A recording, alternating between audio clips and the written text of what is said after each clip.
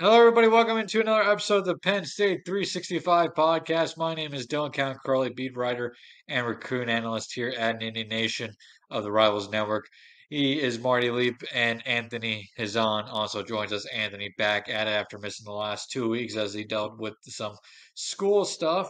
Gentlemen, we are a couple days late here on our Auburn recap. We'll also preview Central Michigan here quickly tonight. Not much really talk about in that game. It should be a fairly comfortable one for Penn State, and if it's not, there's bigger concerns to discuss going forward.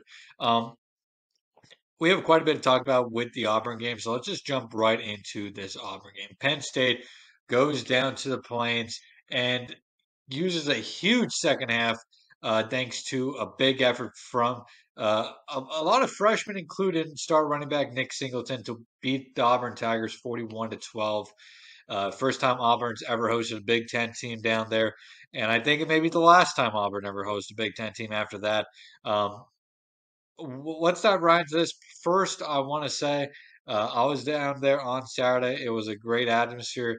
Southern hospitality is for real down there. Everybody was very generous of Auburn fans, staff at Jordan. A great experience on my part. It's a great stadium. If anybody ever gets a chance to go down there, I know Penn State probably will never play another game at Jordan Hare, but if you ever get a chance to go to Jordan Hare, I surely recommend it. But gentlemen, let's talk about this Penn State Auburn game. Penn State, like I said, 141-12. I guess overall, let's just get your guys' quick thoughts on the game overall and what your thoughts were. It was refreshing. It was fun.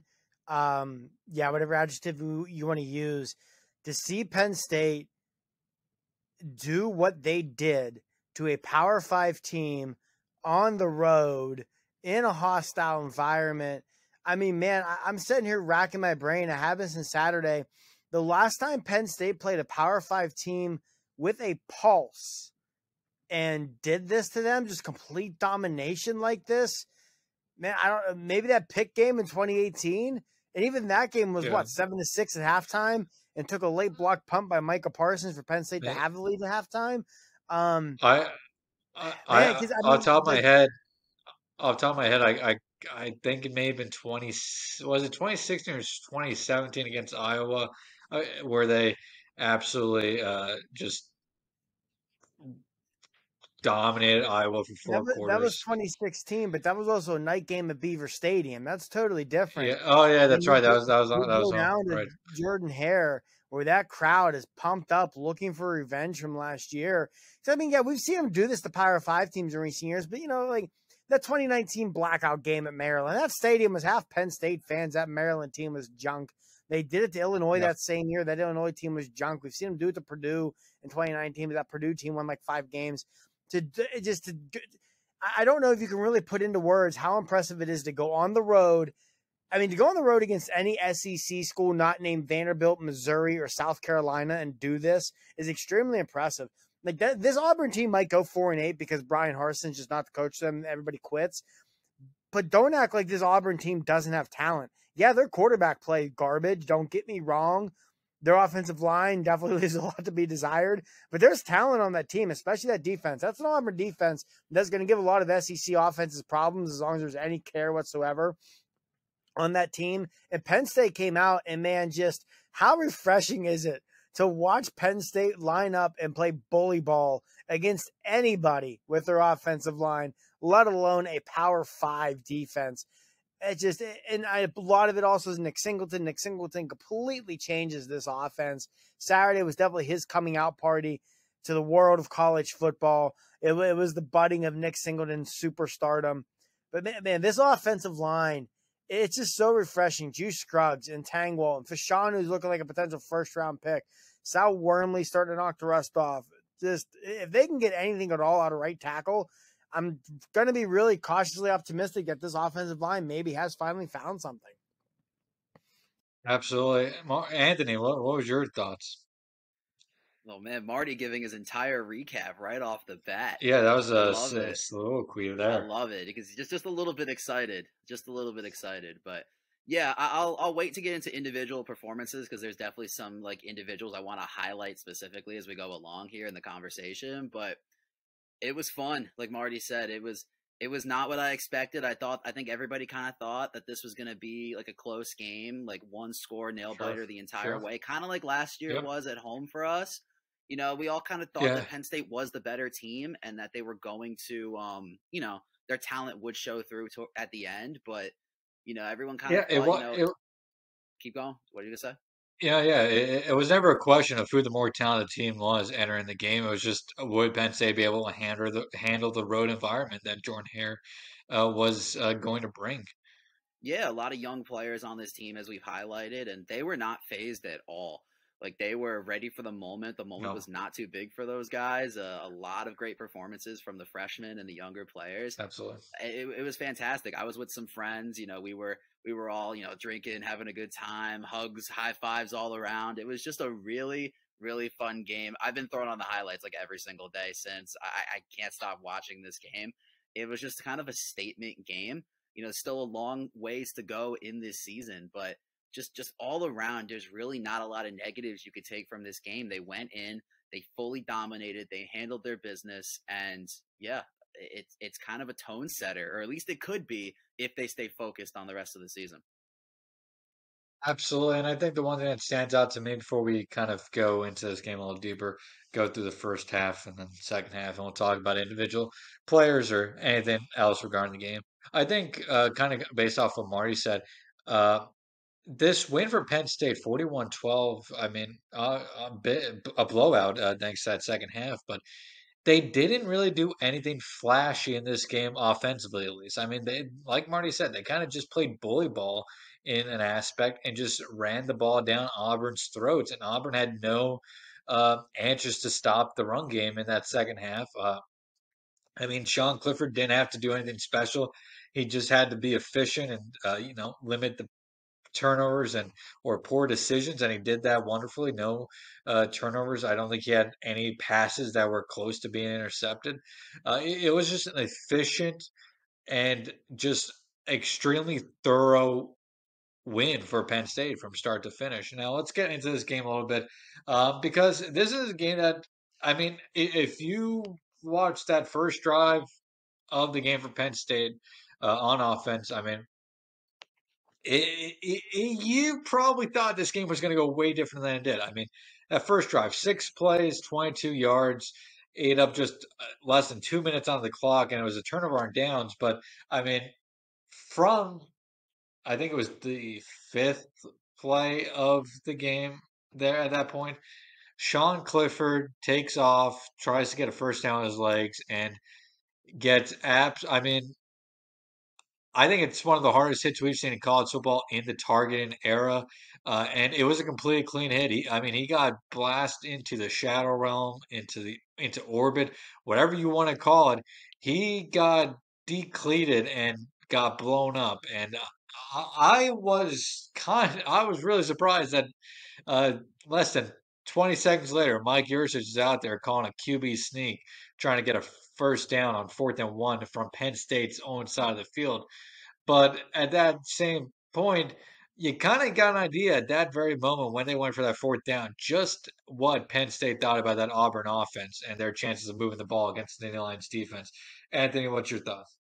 Yeah, before you keep going with that, I just want to Yeah, say nobody better question Clifford's toughness again after yeah, taking that hit, because I don't know how it looked live when you were there, but on TV I thought he was dead.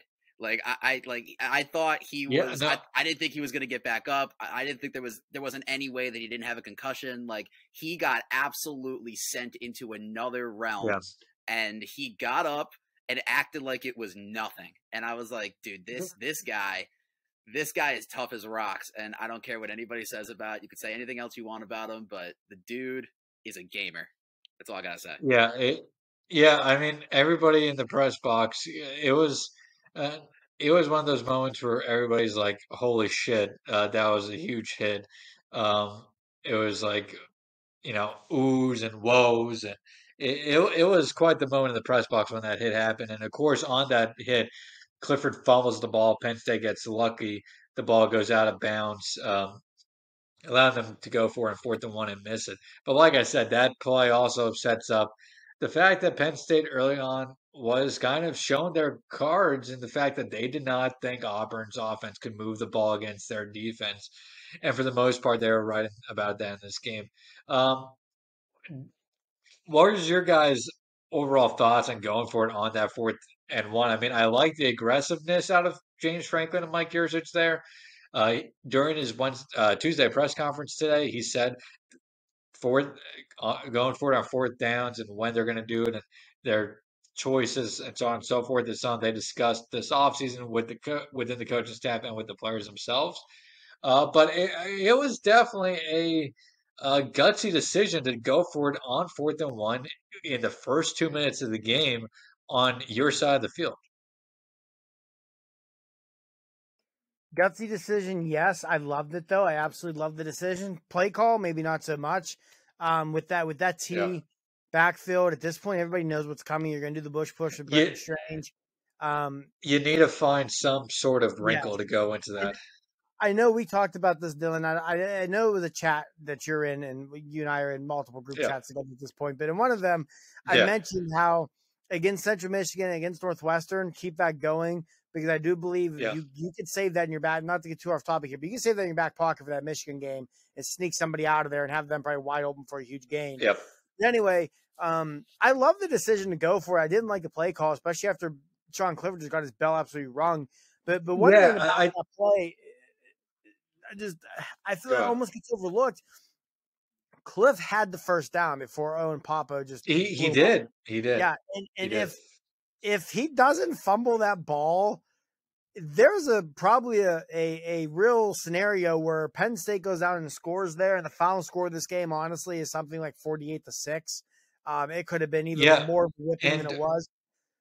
And I just one more thing I'll say on it is I do think, and you mentioned this too, it showed.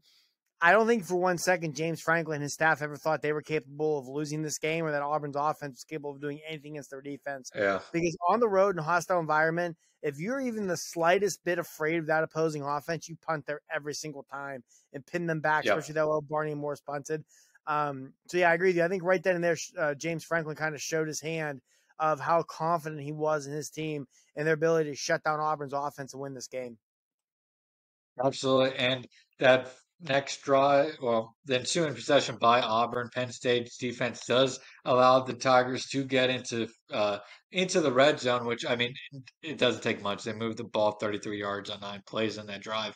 But when they got to the red zone, Penn State's red zone defense was stout, and it was tremendous throughout the game. And it was really a trend for the game that we saw on that first offensive drive for Auburn that really became a huge storyline going throughout the game because I mean Auburn. Let me see here. How many red zone trips do they have in this game? They had, let's see, 4 attempts in the red zone, came away with just 6 points. I mean, 4 trips, 6 points. If Penn State does that the remainder of the season, they're going to be in a very great spot going forward. And that's, I think, a very positive trend for Penn State that they had that type of performance in the red zone. Because if you look at their defense last year under Brent Pry, having a stout red zone defense was one of the big takeaways from last year, even though the season may not have gone the way it did. People wanted to. Penn State's red zone defense last year was tremendous, and to see that carry over potentially into this Manon Diaz era is big for Penn State. But like I said, that would be a early indication of that trend of red zone defense, strong red zone defense for Penn State, and offensive struggles for Auburn. So Penn State, goes down 3-0 early, but give credit to Sean Clifford. Like Anthony said, nobody can ever question Sean Clifford's toughness. Because the very next drive for Penn State, Sean Clifford and the Nittany Lions marched down the field on just 9 plays to go 75 yards to take early 7-3 lead thanks to a 7-yard run by Sean Clifford in the red zone. But I think the highlight of that play, and it was, I think, one of the best throws I've seen Sean Clifford make as a time as Penn State starting quarterback was a throw down the right sideline to Mitchell Tinsley. I mean, just a perfect pass to Tinsley. Tinsley made an exceptional catch to go with it. I think that drive kind of spoke volumes about what we were going to see going on later in that game. I know Auburn was able to keep it close in the first half for the most part, but the way Penn State was able to answer that drive, able to go down the field and score, I think deflated a lot of that Auburn team, and it definitely took all the air out of Jordan Hare Stadium because that touchdown Penn State never really allowed the fans to get involved in this game and dictate any portion of it for in our reality. There was a couple noise related penalties early on, but for the most part, the fans were never impacted this game. Yeah, I 100% agree with you. That throw by Clifford, like you said, I think that was the best throw I've ever seen Sean Clifford make in a Penn State uniform. That was put right in the basket for Tinsley. Tinsley made a little bit of an adjustment, to make the catch, but I mean, Clifford couldn't have made a much better throw than that. It was perfect. And to punctuate that drive with a quarterback run for 7 yards after that whole sequence of him getting rocked, I mean, it kind of set the tone for the rest of the game. And I mean, on defense, Zakee Wheatley getting that diving interception off of Jalen Reed's, forced hit And that was from behind. that was on the Finley. very next that was on the very next Auburn drive too. And Auburn was driving down the field on that drive. They got the ball into Penn State territory, but I mean Jalen Reed, which I mean we could talk about Manny Diaz here, who really had an amazing game calling wise. He was very creative in his packages, how he disguised his blitzes and so on and so forth. Penn State got a ton of free rushers in this game, and Jalen Reed on that play was a free rusher from the blind side on Finley, chased him down, and it was a big reason that was such a lame duck throw that Zakee Wheatley was able to intercept. But go back to what you were saying. Sorry. Yeah, I was just going to say it was a really pretty sequence. And, Manny Diaz really did call an incredible game. I think, the first two games rotating as many guys as he did, and he rotated a lot of guys in this game too, but he kind of starting to get an idea of who he likes in certain packages, in certain situations. Yeah. He's getting a feel for his guys' strengths and weaknesses. And I think we're starting to see that play out because the turnover ball finally came to fruition. This week, that defense, we heard about Manny Diaz. He's going to force a lot of turnovers. He's going to be disruptive. He's going to cause havoc. We finally started to see that this week, and it paid off in a big, big way. And that really set the tone for how this game was going to go for Penn State. So, and just to go back to the Diaz thing quickly and how this defense played as the game goes on. I mean, you look at the Auburn's first three offensive drives, 33 yards, 47 yards, 67 yards. After that, 35, 30, -9, 5, 39. And then they didn't score a touchdown until the first minute of the fourth quarter. Drive started late in third quarter. But by that time in the game, Penn State already had a comfortable lead over the Tigers and were rotating guys in and out already. So, I mean, you look at those, how many drives in the middle there? 1, 2, 3, 4, 5 drives there in the middle of the game where Penn State's defense completely dominated. And that really allowed, I think, Penn State's offense, to get it going a little bit and then give them breathing room. I think that just that series of 5 defensive drives really says a lot about Penn State's potential defensively going forward. Yeah, I'm extremely high on this defense moving forward. I mean, I already thought coming into the year that outside the linebacker, this could be a really good defense. And, linebacker through 3 weeks has definitely been better than expected. I will say linebacker moving forward, I don't care how you do it. You have to find a way to get Abdul Carter and Curtis Jacobs on the field at the same time. It absolutely has to be done. Absolutely. But yeah, I thought, man, Diaz, agree with you guys. Diaz, I thought had a terrific game. One thing I thought Diaz did really well was in the first half on 3rd and longs, he was getting too reliant on pressure, getting too blitz happy, and multiple times it burned him by leaving TJ Finley either a running lane for a first down or enough room to step up in the pocket and deliver for a first down on a throw. In the second half, he went away from that. He trusted his front four. And, man, the way Adiz Isaac and Chop Robinson were playing, you didn't need a whole lot of extra pressure to cause havoc. Same goes for his defense tackles. It seemed like Hakeem Beamon was consistently putting the guy across from him on skates. Jordan Vandenberg was in the backfield a bunch. Yeah, great minds. Jordan Vandenberg turned into a very good defensive tackle. But, yeah, it all starts at the top with Manny Diaz. I thought he had a tremendous game plan. The only thing in the game plan that wasn't really working was that extra pressure on third and long. He adjusted, and Auburn's offense was just lost from the start. We saw the turnovers. We've seen the pressure. We've seen what Manny Diaz defense, what the calling cards of them are. And, yeah, this could be a really good defense as the season goes on. Yeah, and quickly go back, I guess, just on that first half.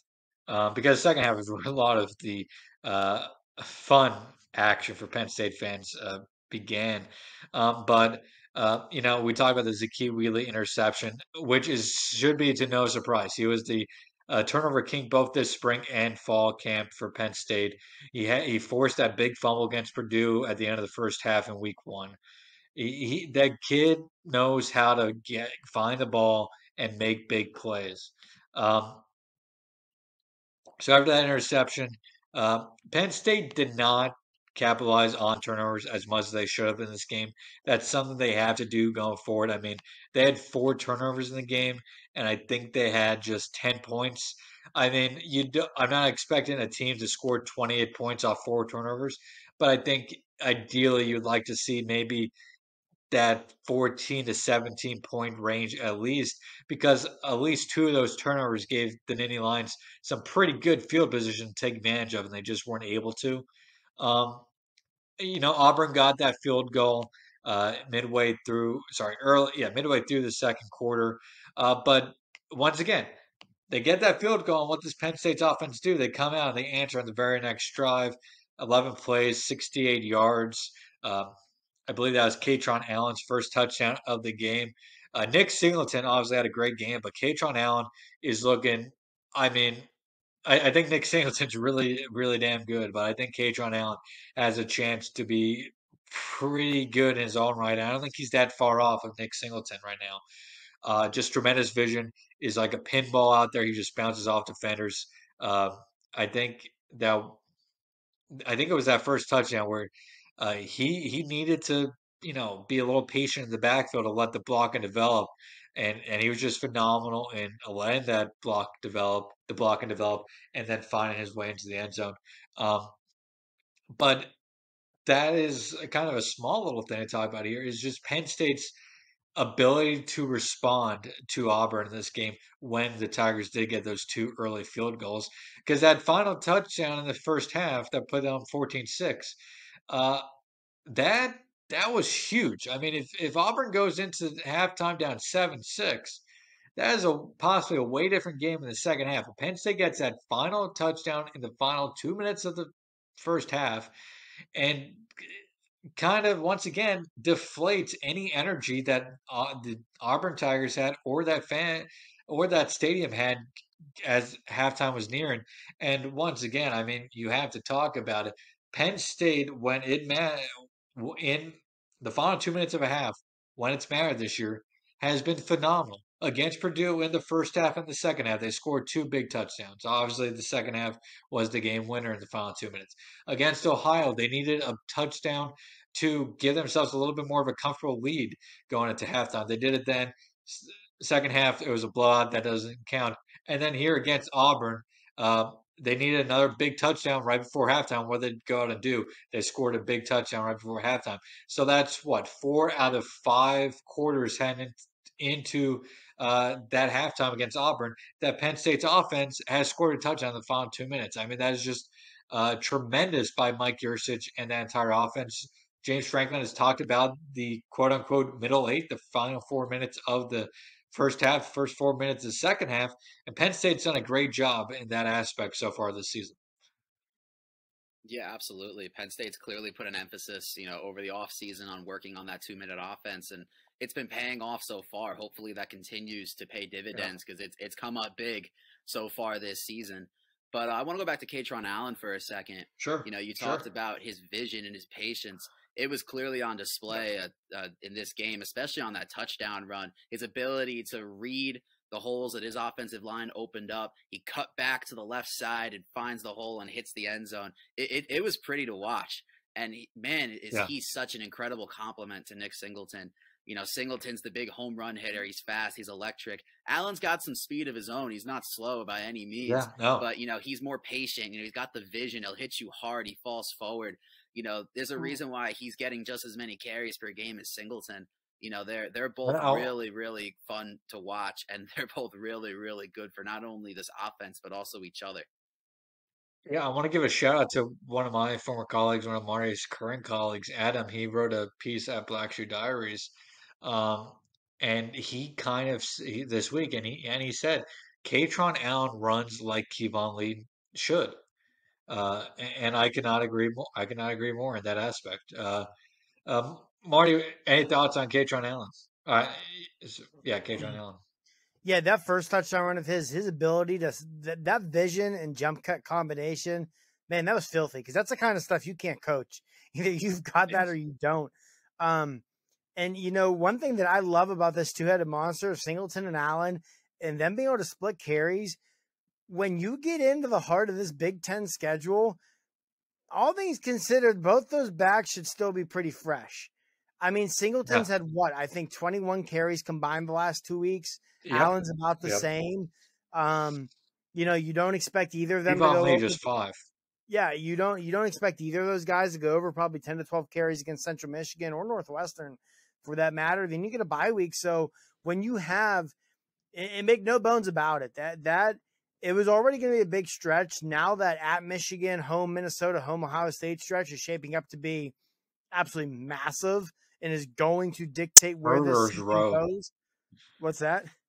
It's a murderer's row, right? It really is. I know Minnesota isn't ranked right now, but they should be. There are very few teams in college football have looked better than Minnesota has looked these first 3 weeks.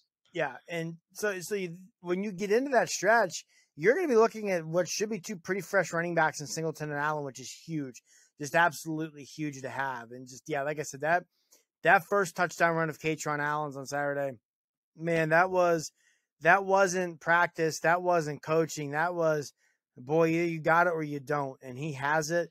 And him and Singleton, this is going to be a lot of fun to watch these next 3 seasons.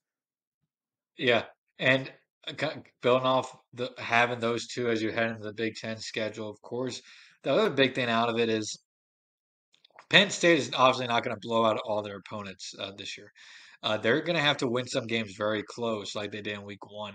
And having 2 running backs like Singleton and Allen, being able to rotate those guys is going to help Penn State be able to run out the clock in fourth quarter, something they have struggled to do over the last few seasons. Even when they had Saquon, they struggled to do it.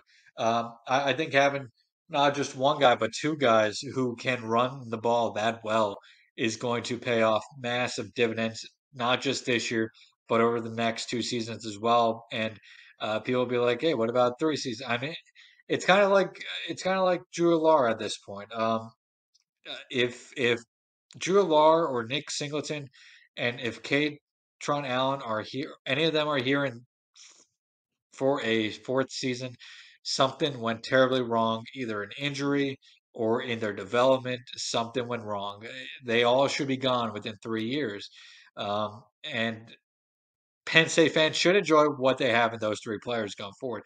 But having Singleton and Allen are going to do wonders for whoever's behind center and for this Penn State offense in general over the next 3 years. And I mean, I looked at it, and I know it's not the best stat to kind of use. I want to go back and look at it game by game basis to see what it actually comes out to.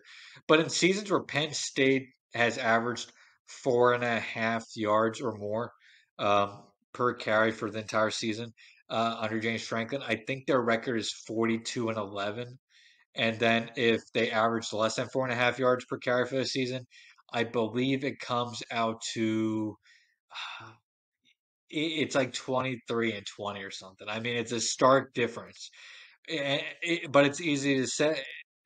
It's kind of obvious, but I think it's also very much key that Penn State having the ability to run the ball consistently is when under James Franklin they're absolutely at their best and when they are one of the best teams in college football. And I think having Singleton and Allen be able to run like they do so far through the first 3 weeks absolutely raises the ceiling of Penn State's potential the rest of this season, of course, the next 2 seasons as well. One more quick comment on the running backs. Dylan, you mentioned them struggling to run the clock out even when they had Saquon Barkley. One thing I will say, because we're going to hear more comparisons between Nick Singleton and Saquon Barkley in the next 3 years than anyone's ever going to want to hear and anyone's going to know what to do with. I'm not saying Nick Singleton is the quality back Saquon Barkley is. In my opinion, Saquon Barkley is one of the 3 best players in the history of this program. That said, Nick Singleton may look better than Saquon Barkley. Nick Singleton may put up better numbers than Saquon Barkley because Nick Singleton's offensive line is a hell of a lot better than Saquon Barkley's was. This offensive line right now has at least 3 guys I feel very comfortable saying have NFL futures ahead of them, one of which, Nolu Fashanu, may very well be a first-round pick one day. So I think that's going to go a long way where it's going to make Singleton potentially look like a better back than Barkley, even though, at least at this point, no one should say Singleton's a better back than Barkley. Yeah, I also have one more quick comment. Did anybody else notice just how much more cool and collected Sean Clifford looked in this game, especially as it went on, especially as his running game started to really take over? You mentioned, let me finish. You mentioned that he, didn't do a whole lot in this game in terms of his numbers. I was going to say that he didn't have to. And that is the best part about this game is that Sean Clifford didn't have to. He didn't have to make the big play. He didn't have to extend beyond what he is capable of doing. He was able to stay within the game plan, stay within the offense, let the guys around him make plays. And when he needed to, he was able to step up and make a play because he didn't feel the pressure to consistently have to do it. And he didn't have an entire defensive staff trying to key in on him because they didn't have anybody else who could do anything. It was really great to see Clifford command the offense. And a big part of that for him is being able to get the ball into the hands of his playmakers, whether he's handing it off or he's throwing it. No, yeah, I think Sean Clifford, when he's at his best, is when he doesn't need to be Penn State's primary guy when it comes to moving the ball. If Sean Clifford needs to throw 35, 40 times per game, it's asking for trouble to happen. He, for the most part, will be a good quarterback, be a consistent quarterback, and keep you in the game or give you a chance to win the game. But he is also bound to make some bad plays here and there, make some bad decisions, some poor throws. When he has playmakers around him, especially a running back who can take the load off of him a little bit, the difference between that Sean Clifford and the Sean Clifford who needs to feel like he has to be the primary ball mover is very stark. And this all isn't like I think a perfect comparison. And Marty, I think you obviously have I think a take on this, but I think Sean Clifford kind of would have, in a way, been a perfect guy for kind of those mid 2000 Penn State's offenses that were built around just being able to run the ball down the throat and a quarterback who can be efficient and throw the ball 18 to 25 times per game. And, he doesn't have to throw for 300 yards. He has to, throw for a $185 to 200 and maybe one touchdown and just don't throw any back-breaking interceptions. Yeah, you're not wrong. As someone who painfully lived through some of those seasons, let me tell you, 2006 Penn State, 2007 Penn State, you put Sean Clifford on that team, those football teams win double-digit games. You mentioned the back-breaking interceptions. That was the story of Anthony Morelli's career, was the back-breaking interceptions. So, yeah, you're not wrong. It's just it goes to show how much a running game can help a quarterback. Because I agree, Anthony. He looks so calm, cool, collected. And what's always been one of the biggest knocks on Clifford, road games at Iowa in 2019, at Ohio State that year, at Iowa last year to an extent, the first drive or so they kind of settled in. He comes out sometimes so jacked up and so amped up almost to a detriment. And we didn't see that Saturday. We really didn't. He was calm. He was cool. He was in control. Control is such a great word.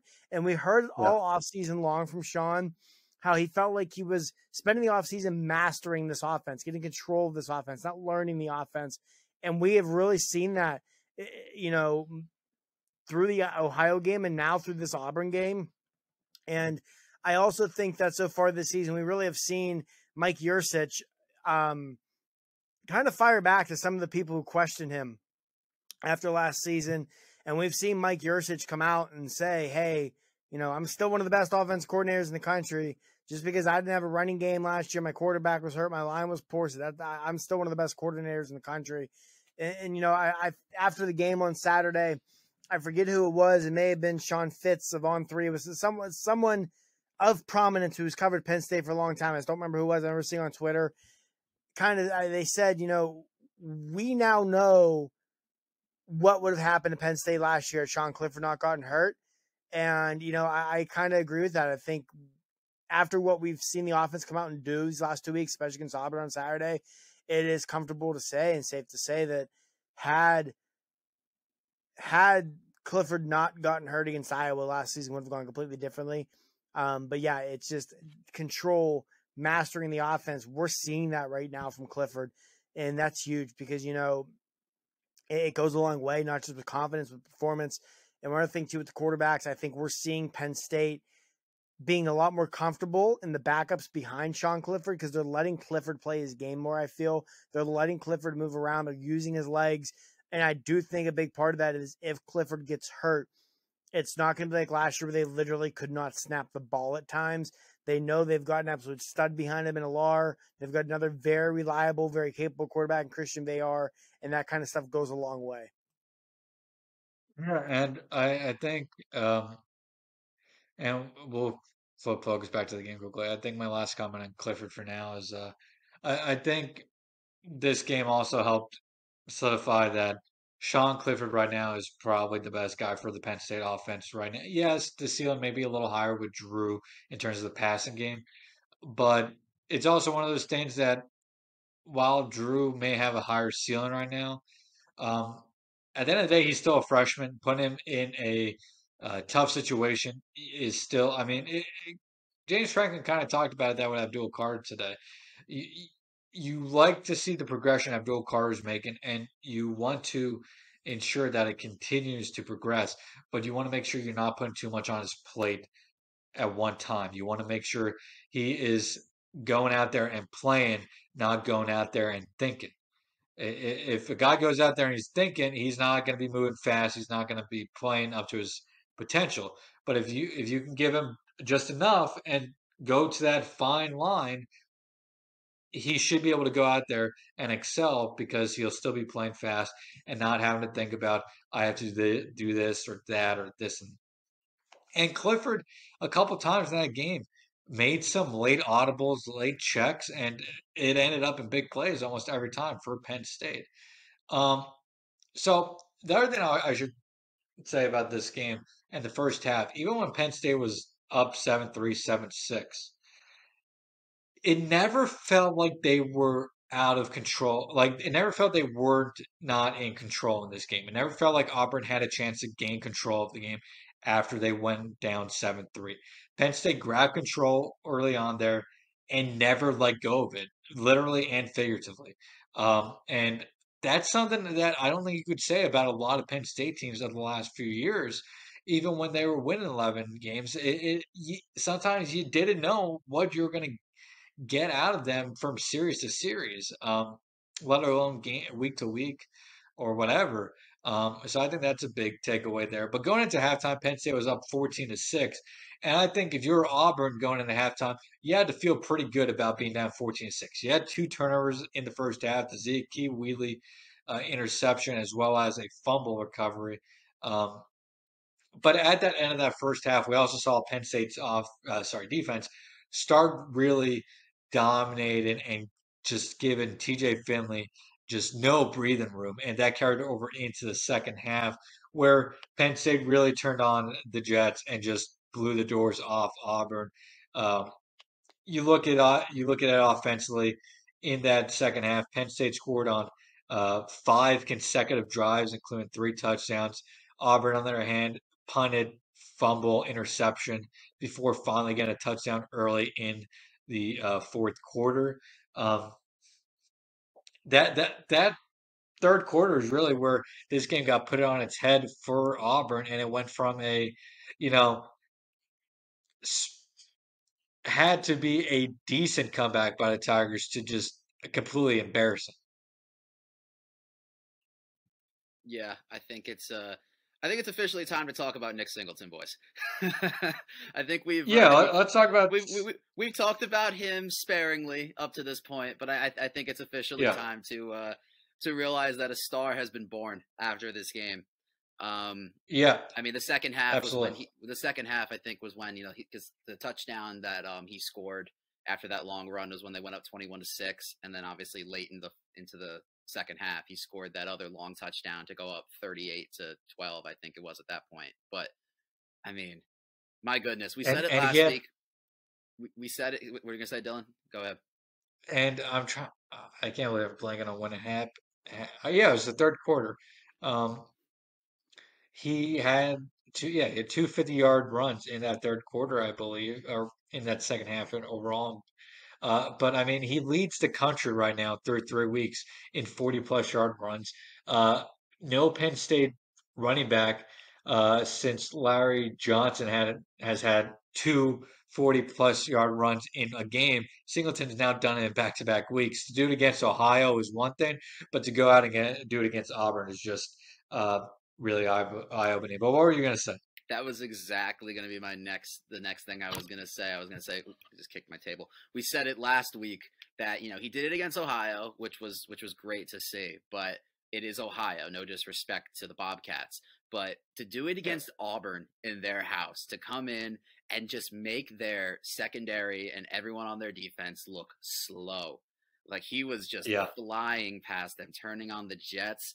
I mean, it's full steam ahead on the Nick Singleton hype train. I saw something that some analysts were saying that maybe he could be a dark horse for the Heisman this year. I know we joke about that with Clifford, but you know, it's not out of the realm of possibility. It's highly doubtful, but I mean, he looks special out there.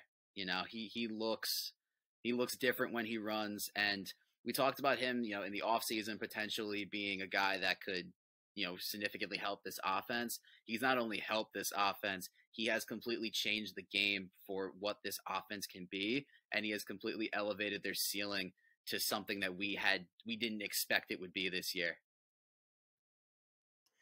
Yeah, there's a great shot on that long touchdown run where it's literally the second he breaks to the offensive line, Brenton Strange points forward in his hands. Yeah, like he knew it. He knew it. I remember they asked him after the game, like, how did you know he was going to go? And he just said about, that boy's fast. I think his exact quote, if I remember correctly, was that boy's yeah. fast. Like, man, it's so much fun to watch. It's such a breath of fresh air. And, you can say what you want about any coach. You can say what you want about game plan schemes, whatever it is. Ultimately, this is where the people who say recruiting doesn't matter are just flat out wrong, because recruiting matters. Nick Singleton very much looks like the kid who was the number one running back in the country last year. He very much looks like the kid who was the National Gatorade Player of the Year. You're seeing why Alabama, you're seeing why Notre Dame, you're seeing why Ohio State all badly wanted this kid. I mean, I've said all along that I thought there was a real possibility that by the end of the year, Nick Singleton is the best running back in the Big Ten, not named Travion Henderson. I mean, hell, at this point, by the end of the year, Nick Singleton might just be the best back in the Big Ten. Yeah. I mean, he's sit here right now and tell me any running back in the country you're comfortable saying is better than with a higher ceiling than Nick Singleton. There just isn't anybody. I'm not saying Singleton is the best running back in the country, but I'm saying the tools are there for him to be the best running back in the country. And man, you guys know me. I'm a degenerate. I love a good bet. I would love to find me some Nick Singleton Heisman odds right now and sprinkle a little bit of money on that, because if Penn State does do something wild this year, if they do win 10, 11, 12 games, if they do win a Big Ten championship, Nick Singleton teeing off and doing what Saquon Barkley used to do is going to be a big part of that. And if that happens, there's certainly an avenue to Singleton at least being in New York on Heisman weekend. And again, it's not to say that's going to happen. It's just, that's the kind of ceiling this kid has. That's the kind of potential, the kind of talent this kid has. And I don't know if you guys saw it today or not, but CBS released their numbers from over the weekend. Saturday's afternoon's game was the most watched college football game this weekend, regardless of network. Most watched college football game in the country. So, yeah, a lot of Penn State, people outside of Penn State, a lot of college football fans now know who Nick Singleton is. And be prepared for, like you said, the Nick Singleton hype train to be full steam ahead. And I don't think it's just going to be Penn State circles either. I think it's going to be national circles soon. No, yeah, absolutely. Nick Singleton's name is now known across the country after this weekend. Will we see him? Like you said, probably won't happen. If Penn State were for somehow rip off some incredible run here this season, then he probably will be, because they'll probably write him that towards that type of season. But still, obviously,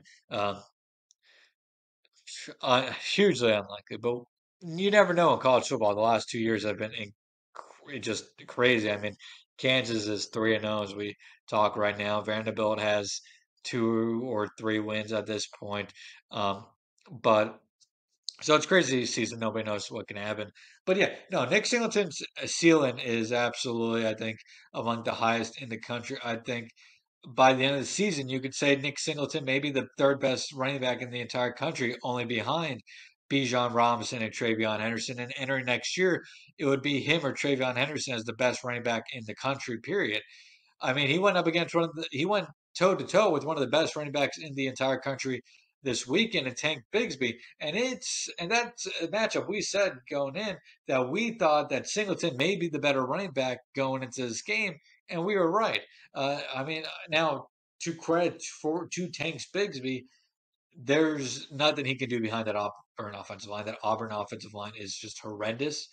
Um, but at the same point, yes, Penn State's offensive line had a very good game against Auburn, but it's not like they were consistently opening up huge holes for him. He still had to get small at times and use his incredible burst and speed to, beat guys and get through holes. And I mean, there are times when Auburn defenders had good angles on him, had chances to get to him, and he just has such incredible speed that you have only a split second or like a couple tenths of a second to make the right decision when you're going after him. And if you don't make that right decision, you might as well kiss him goodbye, because he's going 80 yards for a touchdown. Yeah, he's absolutely one of the best running backs in the country already. I think there's no doubt about that. No matter what the stats say, the truth is he's not going to rack through the next 2 weeks. He may only have 500 to 600 yards on the season through 5 games. But the only reason he's not going to have more is because Penn State won't need him to have more, and B, he is so efficient in the carries he does get. He doesn't need 20, 30 carries to make an impact on a game. If Nick Singleton can get about 12 to 16 carries per game, he should weekly average 70 to 100 some yards. He's that good of a running back, and I think he's that big of a game changer for Penn State's offense. And he's only going to open up more opportunities in the passing game going forward as well. You guys brought up Brandon Strange. I think we can't go much further without talking about Brandon Strange. He was a guy that Penn State needed to have a big season coming into this year, and he's been absolutely phenomenal through 3 games. Against Auburn this past weekend, he had his best game of the season so far. He led the team in receiving yards, 6 receptions for 80 yards. No touchdowns, but 6 for 80, and he was phenomenal blocking as well. Strange was a guy there's a lot of question marks around, but he's answering a lot of those questions, and he's a guy who is very much raising his draft stock and is probably going to find himself going at some point in this upcoming year's NFL draft. I just want to say something real quick. I was wrong about Bretton Strange. We all were.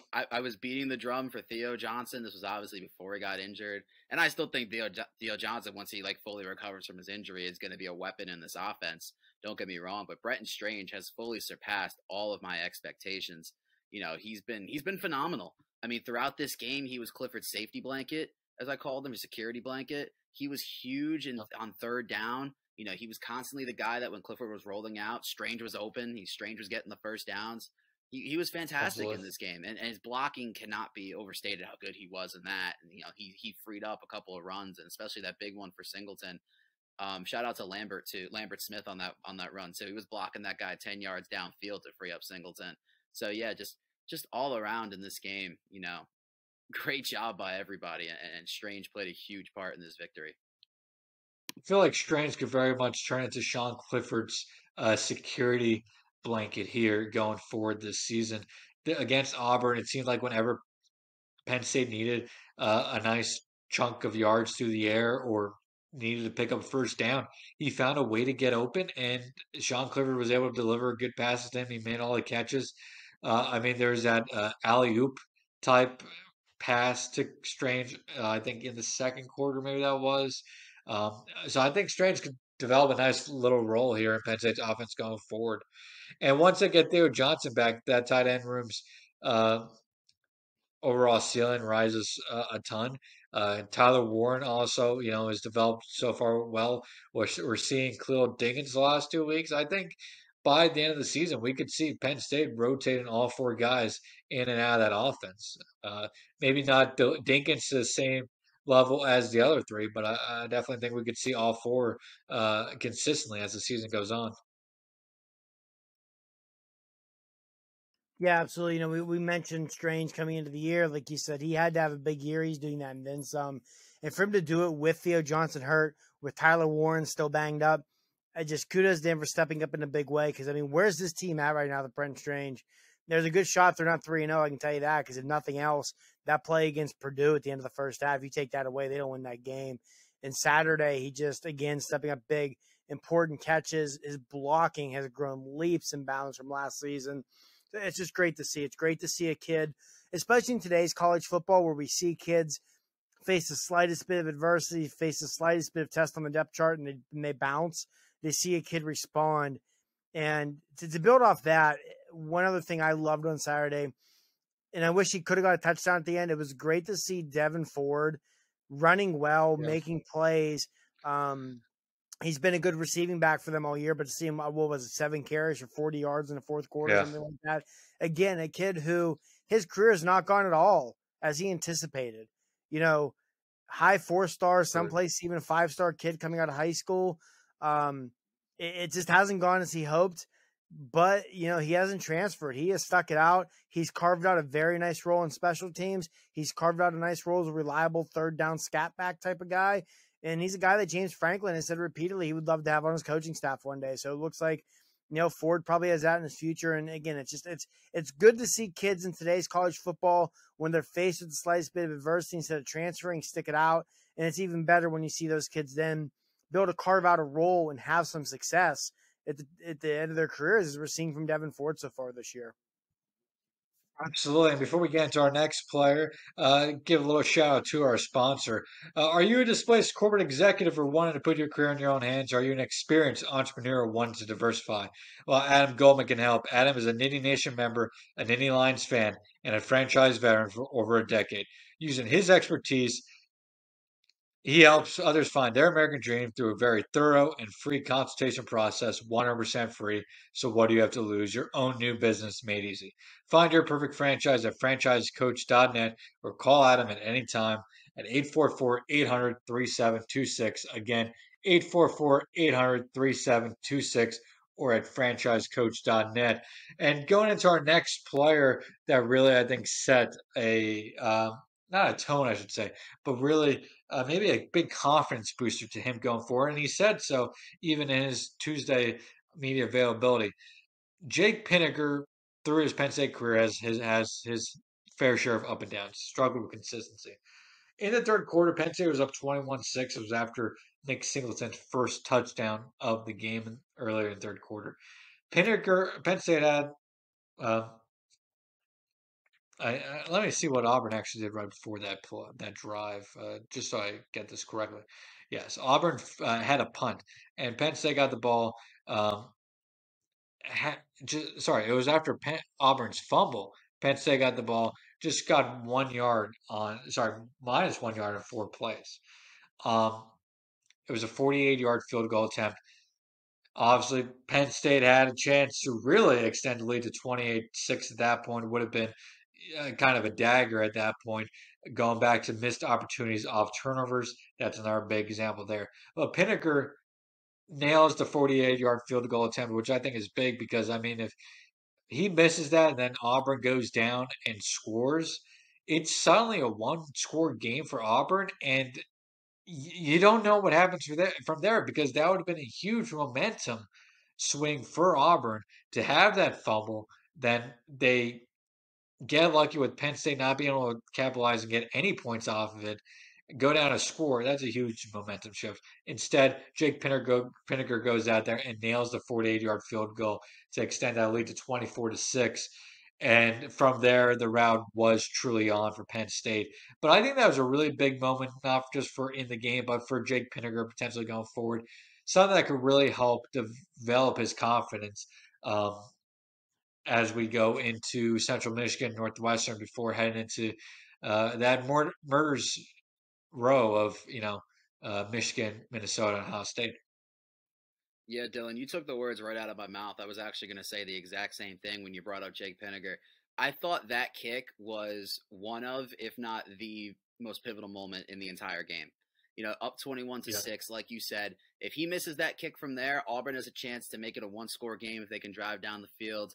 Instead, he nails a 48-yarder, which would have been good from 58. Pinniger's got a leg. If he can control that leg, if he can be more accurate, he can hit from 55. I really think he could. And that was huge. That was huge that he kept the momentum on our side, made it 24-6. Didn't give Auburn a chance to snatch the momentum back, and Penn State put the game away from there. But yeah, Pinniger needed that for himself. He needed that kick. He needed something to feel confident about. He had a terrible week against Ohio. We've been harping on him for a while. Maybe we've been a little too harsh on him, but he needed that, for himself. And I hope that this could be a confidence builder for him moving forward, and he can use this to put together a solid season, because we're going to need him at some point this season to make a big kick again. And, we're going to need him to be consistent enough to make it. Yeah, to circle back to those of you who listen to the pregame or the preview podcast, Dylan and I did last week. I picked Auburn to win by 3, and one of the reasons I picked Auburn to win by 3 was I said I didn't trust Jake Pinniger, and I just nasty feeling in my gut that there was going to be an important miss by him at some point in this game. To his credit, it was the complete opposite. Like you said, Anthony, that kick was big for the game. Hopefully, moving forward, it'll be huge for his confidence. Because if they can get any sort of consistency out of Jake Pinniger this season, that's going to be huge. Like you said, that 3-game stretch, I guarantee you at least one, if not more, of those games will be close enough in score where a missed kick or a made kick could go a long way to determining it. So let's hope this is the beginning of Jake Pinniger getting back to the kicker we saw at the end of his true freshman season in 2018 and through most of 2019, where he was developing into a very solid, very reliable kicker until he struggled the last 2 years. So hopefully we will see 2018 and 2019 Pinniger the rest of the way. Yeah, real quick. Yeah, and that. Let me say, Dylan, real quick. I just want to give a shout out to Big Gabe Nwosu on kickoffs. I think he's clearly the guy moving forward for him doing kickoffs. Like, he's got a huge leg. It goes to the end zone every single time. It reminds me a lot of Jordan Stout. I think there's a role for Sahadak somewhere. I think you got to get him involved in some capacity. But I think that Nwosu is definitely the guy moving forward in the big moment on kickoffs. Yeah, and as we're talking about special teams in general, not just Nwosu, but Barney Moore only had 3 punts in this game, but pinned Auburn deep twice. Going back to the pregame again, one of the things we talked about, Marty, was starting field position and how I thought that would be a big plus for Penn State. In this game, Penn State's average starting field position was their own 37-yard line. So we're talking, just around the 40. Auburn was at their own 25. That's a big difference. That is a huge difference. And I said that was going to be a big part of this game was that I trusted Penn State's offense to have to only go 60 or so yards for touchdowns or field goals. And I didn't think Auburn could go 75, 80 yards consistently. And that turned out to be the exact case. Um, but that field goal was, of course, um, part of a 5-drive stretch for Penn State where they did score on all 5 possessions. After that 48-yard field goal, uh, Katron Allen had a 6-yard touchdown run to put the Nittany Lions up 31 6. That was on a drive that went 48 yards in 6 plays. Auburn would cut that lead to 31-12, but then Nick Singleton put the final touches really on the game with a huge 54-yard touchdown to seal it 38-12 at that point. Um, and Jake Pinniger added a second field goal late in the game. But overall in this game, I think there's a couple big takeaways you can take from it. One is with the run game, Penn State's offense is a whole different animal. Their ceiling as a team is very much at a whole different level. I wasn't sure Penn State could beat a Michigan team. I'm still not sure they can beat an Ohio State team just because of all the weapons Ohio State has. But if Penn State went into Michigan on October 15th and beat the Wolverines, I would not be shocked. I think this team is very close to this Wolverines team. I think they're very similar.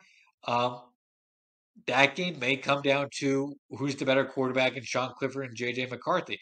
Because I don't think going to the big house is going to be anything that stops Penn. Is not going to be the big reason Penn State would win or lose this game. And I think the running games are going to match up pretty well. We'll see what Michigan is. I think they play Maryland this week, which should be their first big test of the season. They haven't been tested at all this year, but I think Penn State could beat Michigan in a couple weeks. I'm not saying they will, but I think it's definitely possible.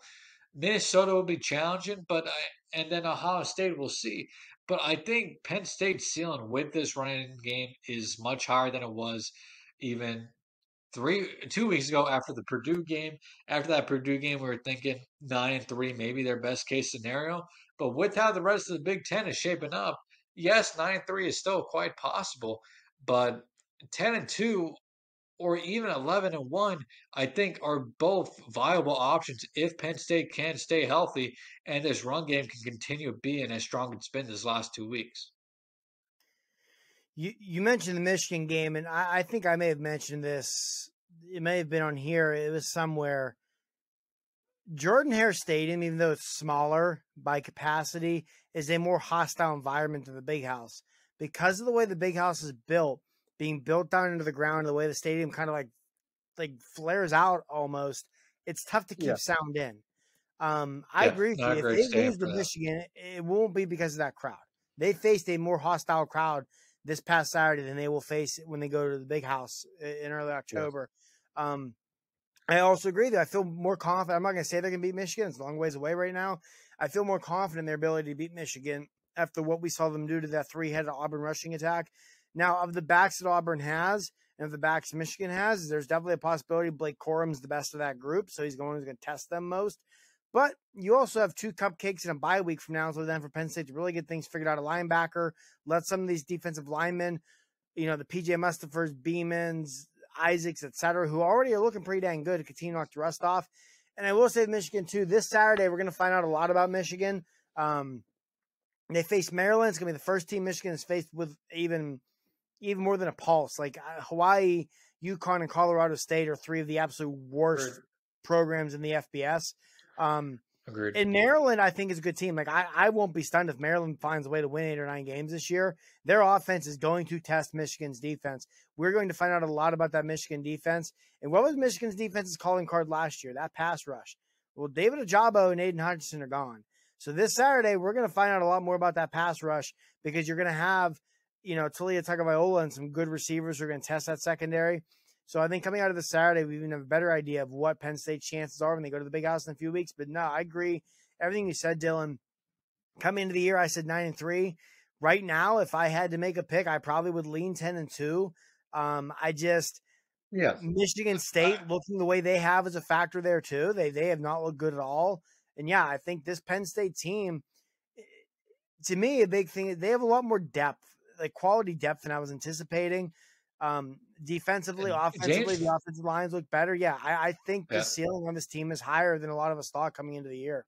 James Franklin in the preseason was saying that this is one of his deepest teams he's had at Penn State, and that has shown up these first 3 weeks. And not only is it one of the deepest teams even before you get to the younger guys, but because of how these last two games have gone, especially, Penn State has got a lot of young guys, a lot of reps, which is going to pay off, and they should get those young guys even more reps against Central Michigan and Northwestern in the next 2 weeks. Yeah, real quick, guys. One more thing, Anthony, I'll let you go. I'm sorry, but you mentioned James Franklin. One thing a vibe I've kind of picked up on James in preseason camp, even with his press conference on Tuesday, it's a lot of quiet confidence in this team. I feel the old Teddy Roosevelt of speak softly and carry a big stick. Like that's the vibe I'm getting from this team right now. Very much a just we're not going to talk. We're going to go out and we're going to let our game show. We're going to let our play show, and I love it. And I just if that continues, I think this team could be in store for a much better season than even the most optimistic Penn State fan may have anticipated. Anthony, I'll let you go, and then I'll add something. Yeah, no, Marty, I 100% agree with you on that. Even at James Franklin's press conference today, I didn't watch it, but I saw some of the quotes that he put out there. Somebody asked him if he's ready to say, like, the offensive line, if they're officially back. This is what I was going to say. So, yeah. You stole a couple of my thoughts. I'm going to steal one of yours now. But, yeah, he basically said, no, like, I'm still going to let you guys tell me, if this offensive line is up to snuff or not. He's not going to put those quotes out there that he thinks they're back. And I love that, He wants his guys to go out and prove it every single week because, they hear it. He knows how everybody feels about the offensive line. He sees it. They're not dumb. They're not deaf and they're not dumb. So, he's just gonna let the line do what they do, and if they continue to improve, then he should just keep quiet about it. I love those quotes, but yeah, boys, I was gonna say, where's your 1-0 mentality, boys? I know it's easy to talk about Michigan. We still got 2 games before that to talk about. We got Central Michigan this weekend. Absolutely. We got Northwestern next weekend. Absolutely. They still got work to do. We're going to preview in a few minutes. They still got work to do to get to Michigan. My oldest son had a 7th grade football game tonight, and one of the other 7th grade dads is a loyal reader of Black Shoe Diaries. I know he listens to the podcast on occasion, and he and I were talking about Penn State and the Auburn game, and he and I both agreed. So one of the worst things that's going to come out of this is everyone getting from the fan base overconfidence, getting, expectations growing because they're going to be 5-0 coming out of a bye week, going to Ann Arbor for a top 10 matchup, most likely. So I agree with the 1-0 mentality. It's going to be tough for Penn State fans to keep that these next few weeks because you face 2 absolute cupcakes in Central Michigan and Northwestern. If they lose either of those games, well, then something has just gone absolutely catastrophically wrong. Absolutely, and quickly going back, Sean, I believe it was, said, I forget if it was in one of the TV interviews or it was in his post-game media availability, but he said how the last few years they started strong. Last year they started 5-0 before things went wrong, and that he's not going to worry about what this team's ceiling is or what they could do potentially. They're just going to go out and focus on being 1-0 every week and just worry about the next week and not what the absolute ceiling is. And I know he was asked on TV, do you like something about like championship? And he's like, we'll see. And then added like, just looking to go 1-0. But yeah, I think this should absolutely raise fans' expectations. Yes, Auburn, like Marty said at the top, may be a team that goes 4-8, and I don't think Brian Harson's a bad coach. I think he could go to Arizona State and absolutely kill it there. Um, he's just not a great fit for that program. And Auburn in itself is a bit of a dumpster fire when it comes to those boosters and everything. Um, that being said, I think that when how often do you actually see uh, any any Power Five team go on the road to another Power Five team, non-conference, and absolutely dominate the way Penn State did? I mean, there's very few instances of it. You usually see it out of Auburn, Georgia, sorry, not Auburn, Alabama, Georgia, USC, Oklahoma. Well, USC not recently, but you know, Oklahoma's, Ohio State's. Um, when was the last time Penn State, like Marty also said, really did that? And I think that's why fans should, really have a lot more confidence in what this team could be going forward. Because based off what we saw the last 2 weeks, Penn State should go out there and win the next two games by at least 17 to 20 points, if not. And they're a 26-point favorite, I think, against Central Michigan. Um, last few thoughts on Auburn quickly. Abdul Carter, phenomenal game. I loved how Manny Diaz used him. Marty, we in a group chat said, watching the Dallas Cowboys game 2 weeks ago, uh, Penn State really should have just blitzed Micah Parsons on every single down he was on the field. He should have blitzed the quarterback every time. Um, Abdul Carter kind of should be, in any pass rush situation, should basically be doing just that because uh, I hate to throw such a lofty comparison out there, but he really does look like a Parsons and Arrington type player out there. Just 3 games into his career, he plays at such a fast speed. He has such a great football IQ. He's going to be a special talent for Penn State. Um, but I think just there's so many guys you can look on that defense going up and down who just had phenomenal games. Jair Brown had one of the best games of his career. He impacted that game in every single way. Forced fumble, interception, sack, tackle for a loss. Whatever it was, he did it. If Adisa Isaac and Chop Robinson can play that way every single week, or even half of how they played against Auburn, Penn State's pass rush is going to be the second best in the Big Ten. Um, there's just so much positives you can take out of this game. And the flash is that if Penn State could put something all together defensively this year, they're going to have the chance to beat almost anybody they play any given week this season. And I think even how they were coming to this season, I don't think they were ever going to get their doors blown off, and definitely don't think that now. I think they will give every team on their schedule a game, including Michigan and Ohio State, and outside those 2 games, they should be favored in every game, and they should win every game. But I think defensively, there's just so many guys you can go up and down that lineup, depth wise, that just had great games. We mentioned Jordan Vandenberg; he was again pressure throughout the game, just overall, phenomenal game by the defense. I also want to say with Manny Diaz and Mike Yurcich, there are times when their game plans weren't really working. Like I said with Manny Diaz, those first 3 drives out of Auburn, the Tigers were able to move the ball rather well. But after that, he still stuck with the game plan, and it worked out well for him. So you have to give credit to the coaching staff for sticking to their game plans, and it worked out great in those aspects. I thought Mike Yurcich caught a great game as well. He's been creative when he has to. We didn't even talk about the double pass to Sean Clifford. Um, I, I just overall, I thought Penn State's coaching staff coached circles around Auburn's in this game. And I don't think there's anything you really can complain about in this game except maybe the offensive line having to be a little bit more consistent.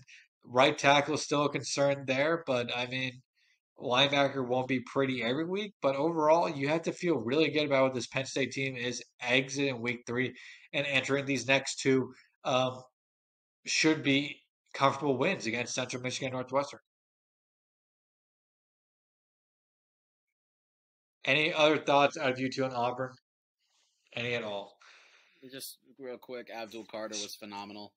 Yep. I thought he, like you said, not too much to elaborate on there, but he deserves a huge shout out. You know, he looked like you said, like Michael Parsons out there at times. You know that I think of that bull rush up the middle. Like he flew to TJ Finley. Like he absolutely glides out there sometimes.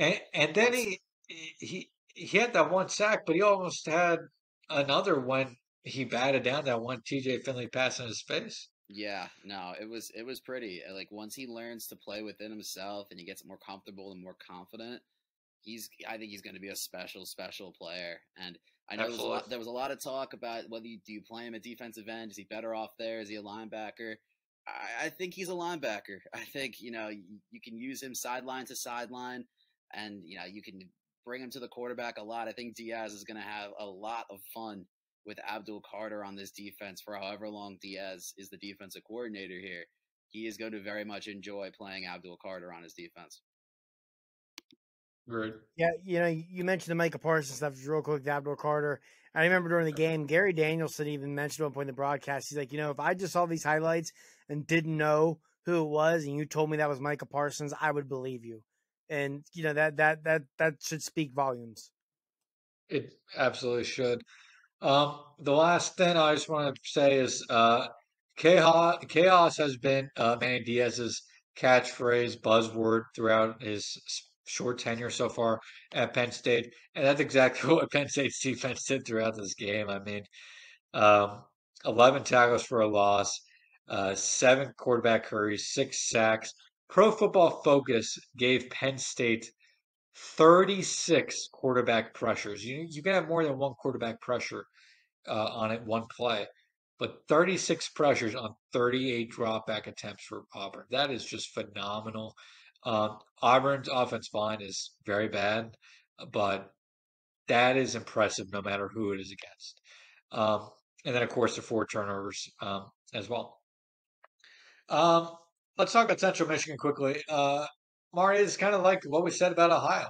This should be a game where Penn State, by halftime or midway through the third quarter, should have the game comfortably uh, in in their control. Should be up by multiple scores, 21, 28 so points, and you should be able to get some really strong playing time for your depth players, especially Drew Alar.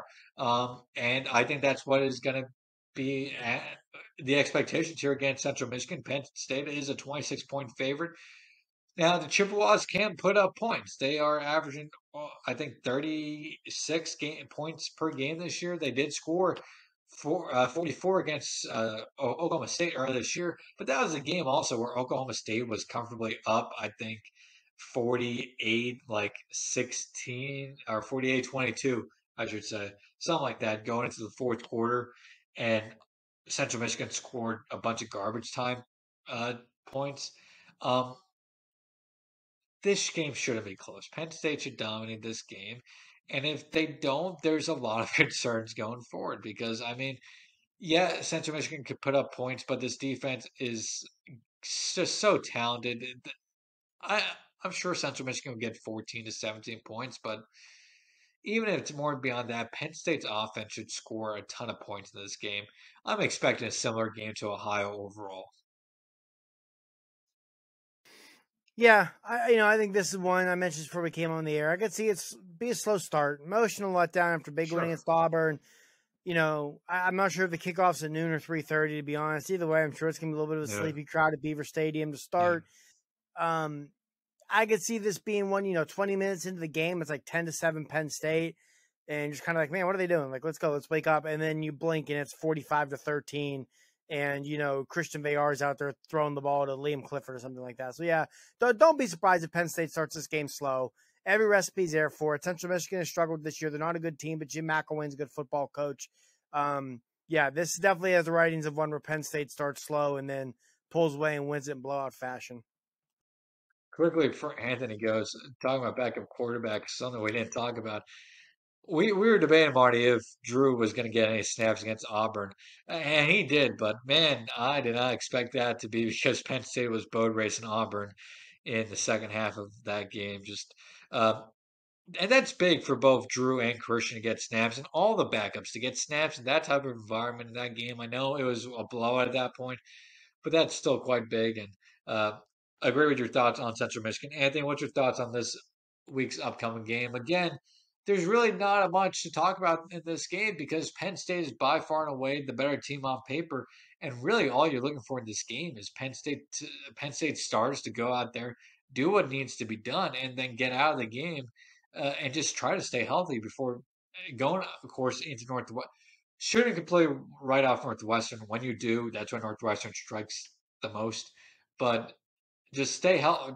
Really, just try to stay healthy going into the heart of this Big Ten schedule. But what's your thoughts? Yeah, I think you'll see them rotate plenty of guys in this game, like more like similar to the Ohio game. They're going to get a lot of guys in and out of there. They're going to want to keep guys fresh, keep guys healthy.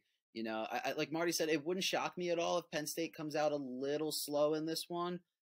Like just because again, coming off the big win, this is where the staff is really going to have to do their job of keeping their guys, motivated. That 1-0 mentality that Franklin talks about. Sure. He's going to need to really make sure that his guys are focused and motivated to just handle their business. It would be really impressive to me if they do come out and just it wouldn't be impressive in the terms of the talent level, but just the fact that they stayed focused. They didn't let the fact that it's a MAC opponent get to their head, and they just boat race Central Michigan from the very beginning. That would show me that this team really is taking each opponent one game at a time. And that would really give me a lot of confidence in this team moving forward in any of those games that aren't Michigan or Ohio State. But yeah, like you said, they should win this one comfortably. At the end of the day, it should be a convincing 20+ point win. But they still got to go out and execute, do their jobs, and yeah, as long as they do that, we should be seeing plenty of Drew Aller in this game, plenty of the backups in this game, and yeah, it should be a fun day in Beaver Stadium. And this is a Central Michigan team allowed 32 points per game.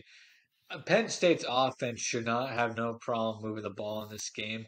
I think you're going to see a lot of rotations at running back. I mean, honestly, this is a game where I think Nick Singleton, Katron Allen probably get a lot of the first half snaps.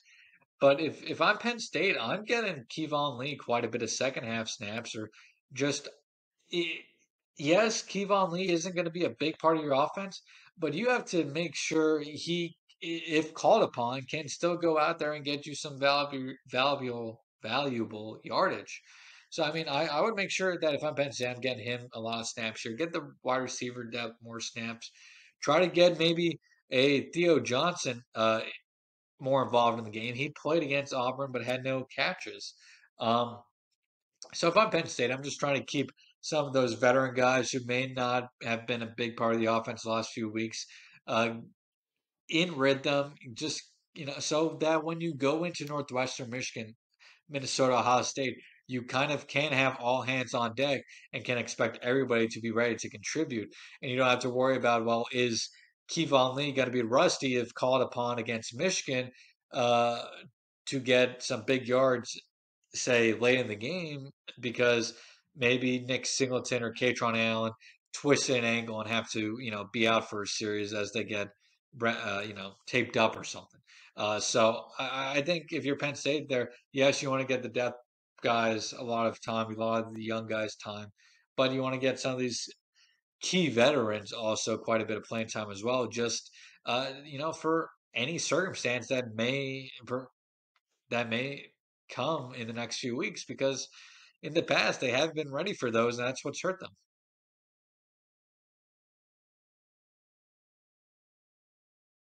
Marty, any thoughts? No, I No. agree. Just want to see your vets get the extra reps, just in case you need them. But yeah, again, this game's gonna be a lot like the Ohio game. The more developmental reps, the more reps your 2 and 3s get, the better.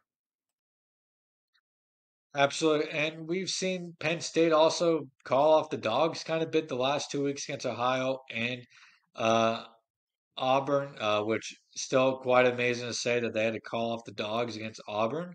But it'll be interesting to see how much they let the backups do in this game. I guess let's give our final score predictions. I know we're recording this on Tuesday. Not a very in-depth preview, but I'm a firm believer that if you're a Penn State fan, you really shouldn't be worried about this game. You should go, if you're going, you should attend. You should have fun just watching Penn State win in what should be blowout fashion.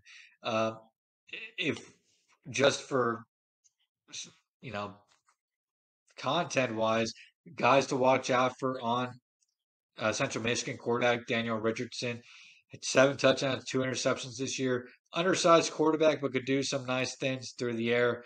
57.5% completion percentage, 889 yards so far this year.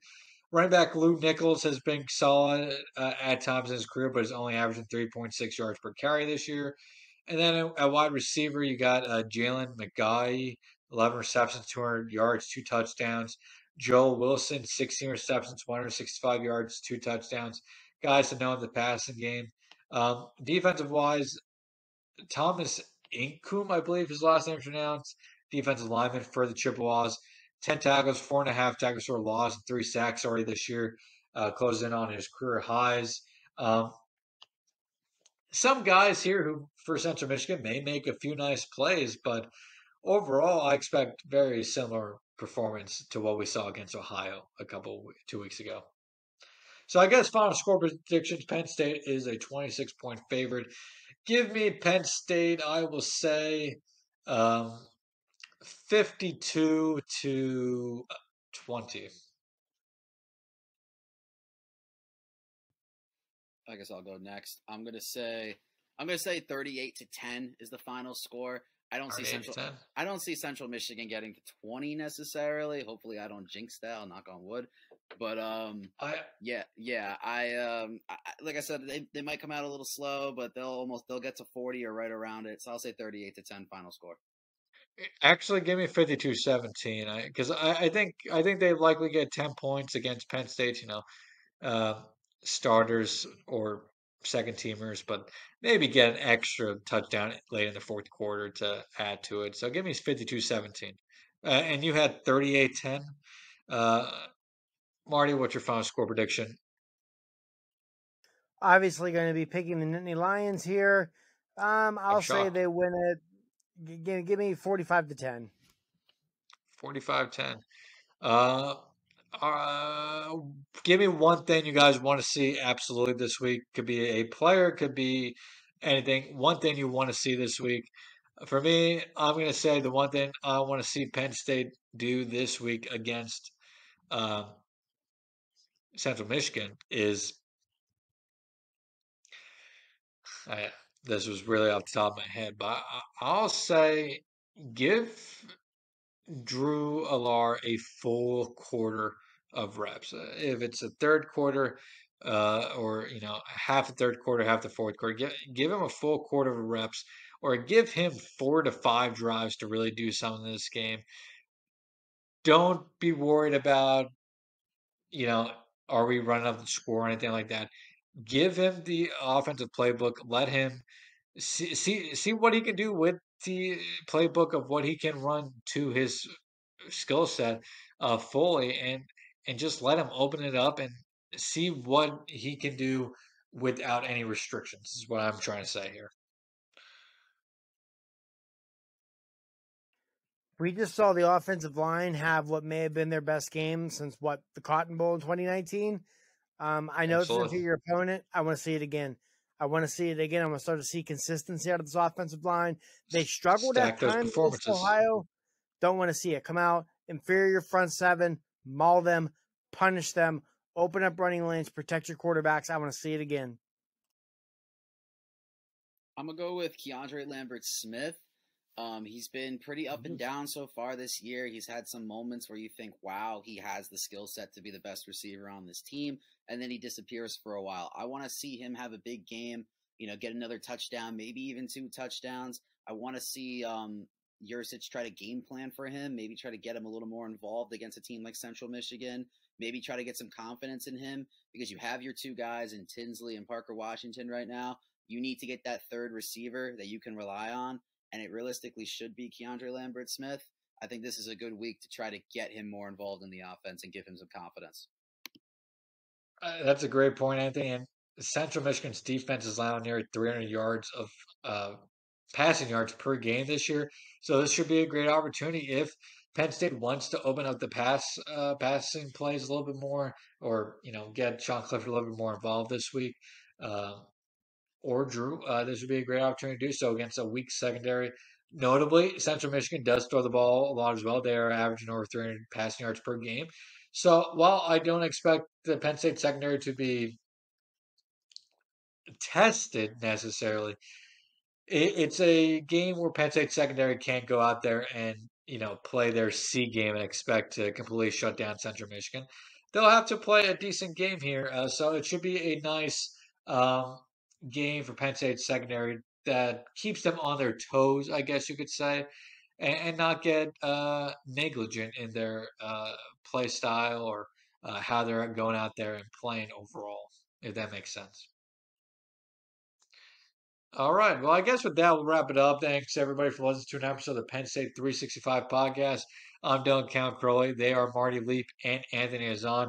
Be sure to check us out on YouTube if you're already on there. Be sure to check out the podcast. You can find us on pretty much every podcast platform. You can find us on Twitter as well at PSU FB365.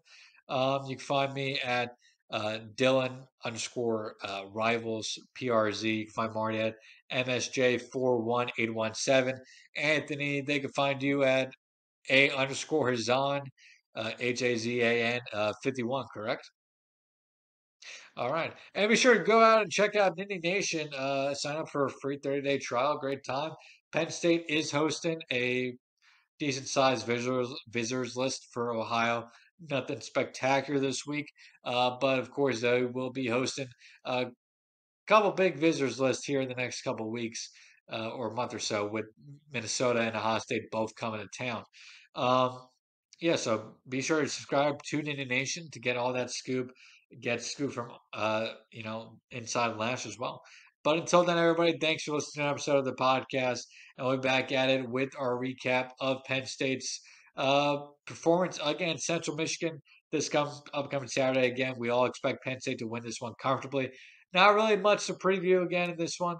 Penn State really should go out and dominate this one with their starters, and then give their depth players quite a bit of reps here in the second half, similar to what we've seen the last 2 weeks. And if they do what they've done the last 2 weeks, it should be a pretty easy win for the Nittany Lions. But until then, have a great weekend, everybody. Enjoy another weekend of college football, and we'll talk to you probably next late Saturday, early Sunday. So until then, have a good one, and we'll talk to you soon.